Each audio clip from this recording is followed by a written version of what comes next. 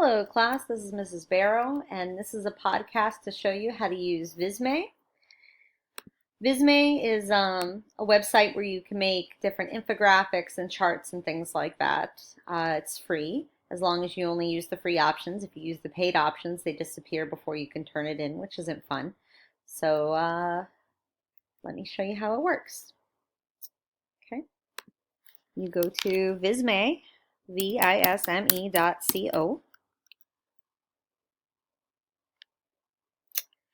And you go to login, or here, get started now. That'll work. Put your full name, your email address. Make it a personal email, but try to make it one that you could access at school, either by going online on the computer or by going on your cell phone, because it will send you a confirmation email before you can make anything. And then you create your password. I suggest using your crazy password, so if you forget it, I can help you with it. Now, I already have an account, so I am just going to log in. But if you create a new account, it will not work and save stuff for you until you can get to your email to click verify the account. And if there's an option for iFake text and you don't have a personal email and you have nothing that you can confirm email with, then use the iFake text instead of this, obviously. So let me go to my actual login.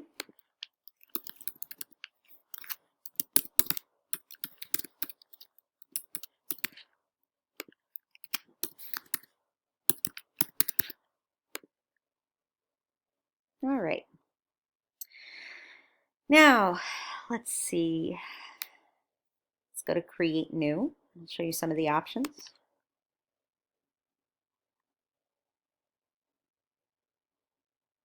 Sometimes loading takes a while because this is a very big program. There's a lot of options and different things that you can do.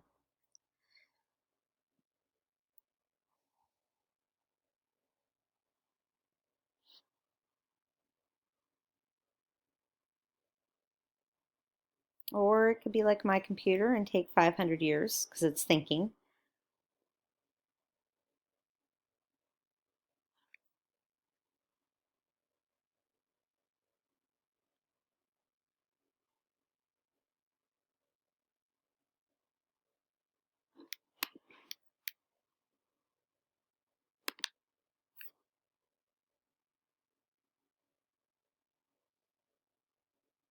It must be a really nice project it's making.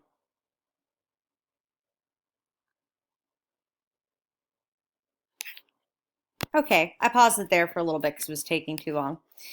Now see that you can do different kinds of presentations like PowerPoints and such. But of course, we all know how to use PowerPoint, so I would really recommend sticking to PowerPoint because you can upload those on Canvas to turn them in. But something you can make on here that you can't make on PowerPoint is an infographic, which is usually what I end up asking for.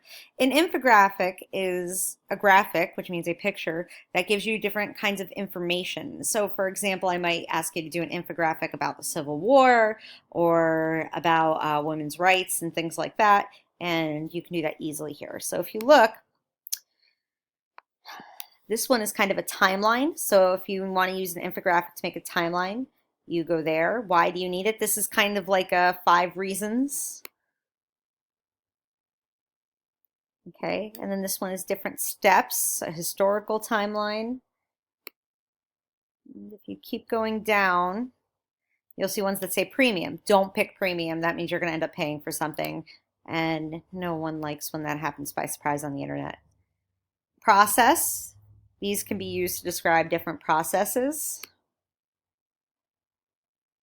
Again, timelines specifically. Reports. These can be used to describe percentages and relate statistics.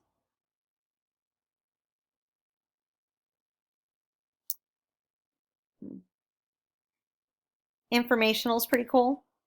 Again, that would be like if you weren't doing a timeline of the Civil War and you were just doing information about the Civil War and fun facts, these would be a good one to use. So let's go back to the top. I think that probably one of the most common ones you're going to use will be a timeline. So let's take this one for example. This one's a 4-phase timeline. Let's do the seasons because everybody knows what the seasons are. At least I would like to think so by 6th grade. Let me see. Where's the bottom bar? There it is.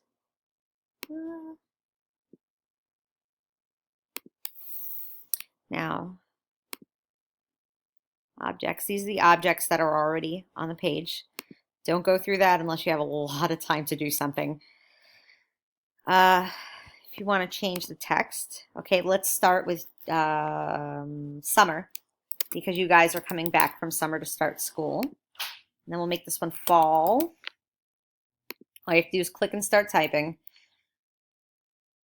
Winter and spring. Okay, now you can change these graphics. Now that's a section.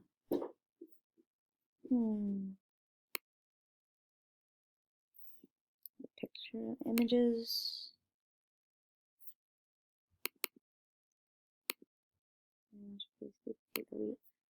Let's do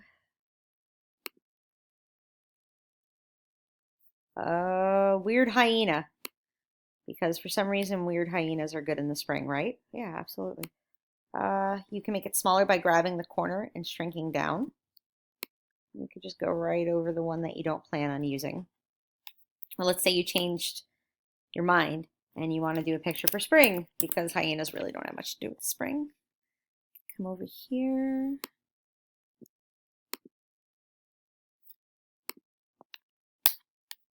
And do this instead. And remember, use the corner to shrink it. And stick it up there. Just like you like it. And then, like, let's say you want to make it fit in that square. Okay. Line up the corners first. That's the easiest way to get something into a square. Not quite. I think this is the best that I could do with this mouse. This mouse is pretty evil. Bam.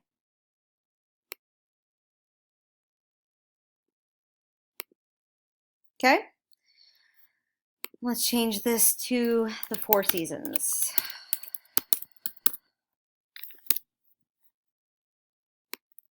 Okay, scroll down. All right. Spring in Florida. Change the date. Just got to click over here. Spring starts March 20th. And then this next year will be 2018. This is some other language. I'm 80% sure it's French. Spring is beautiful in Florida.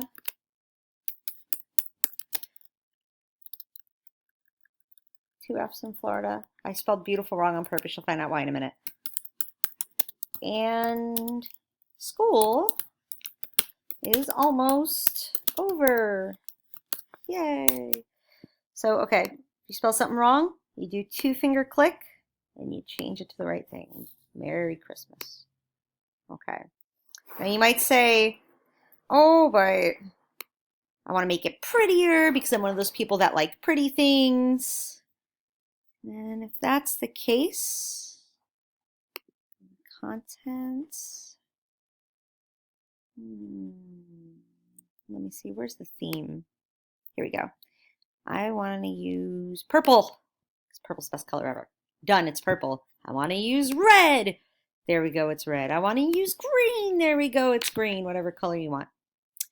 Let's say, but I really want to add a section of, let's say the cycle of the year. Okay, like the cycle of the weather in Florida. So we go to content block. Okay, and there's content for the headers. That's this.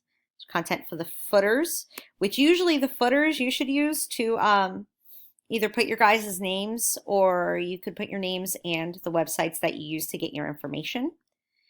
Body, we're going to add something in body to do the cycle of the year. Let's look for something that looks like a cycle. Cycle Cycle, cycle. I know there's a cycle somewhere. Cycle of the weather in Florida.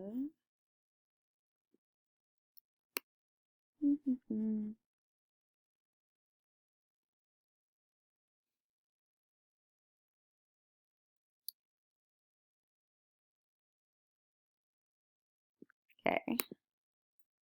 Let's use this because as we know, there's only 2 seasons in Florida, like when it comes to the weather. Okay. So, oh, that one's a premium. So we get rid of it if it's a premium. Just hit delete. Don't even. That one's a premium. They're all a premium. That's exciting. Let's find one that's not.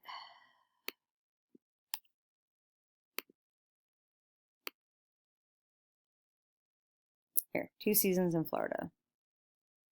Let's add 1 block for 1 season, 1 block for the other. And then we got to expand the infographic so that it fits. See this? You grab this, you pull it down so that way everything fits. Okay. Season 1 and 2 are on top of each other. You have to separate them.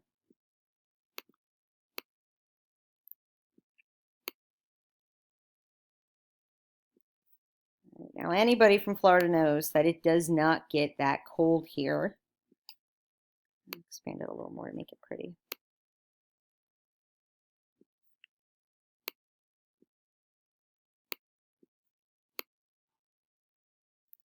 So you're probably going to want to change this picture.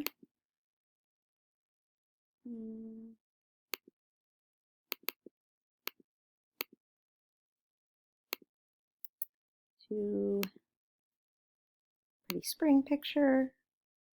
We'll just fit it right over it, and that way you remember where it goes.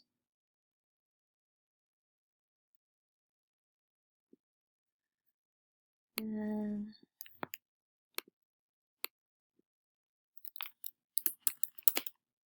pretty summer picture because that's the only other weather in Florida. Spring and summer if you really want to look at it. Let's find something that looks hot. Here, why don't we do beach? Beaches are hot. There you go.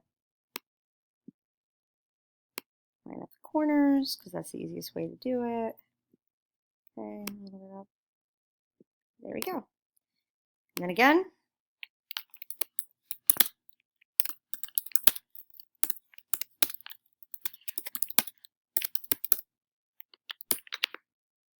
And then we'll go up here and we'll write. It's so hard sometimes.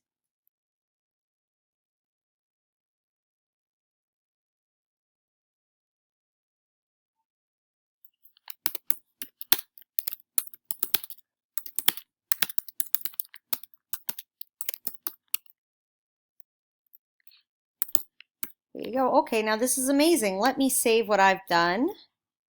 You go to publish, and then public for web, seasons in Florida, or you can make it private, whatever you feel like doing. Okay, and then you can download it onto the computer so you can upload it back onto Canvas, or you can make it embedded so that you can put it on a website somewhere, but trust me, you want to save it first. Because if you don't save it, you're going to have an issue later because it won't be there. All right. So that's how you use Visme. And then you hit save if you want to work on it later if you haven't finished it. And when you go back to your home page, it will be there. So good luck using Visme, and may the creativeness be with you.